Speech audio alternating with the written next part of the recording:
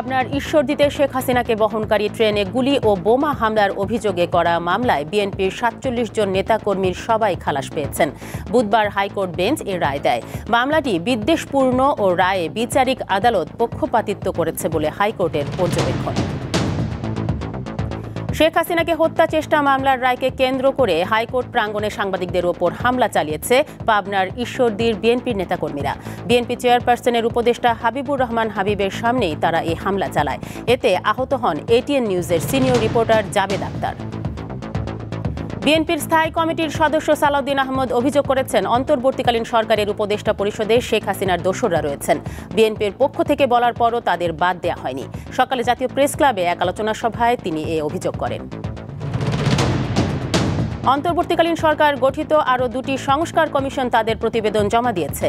এই দুটি কমিশন হল জনপ্রশাসন ও বিচার বিভাগ সংস্কার কমিশন।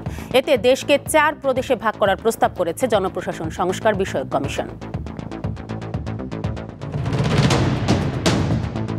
আখেরি মোনাজাতের মধ্য দিয়ে শেষ হলো বিশ্ব ইজতেমার প্রথম পর্বের দ্বিতীয় ধাপ। প্রায় 20 মিনিটের মোনাজাতে বিশ্বের মুসলমানদের হেদায়েত, ঐক্য, শান্তি ও সমৃদ্ধি কামনা করা হয়।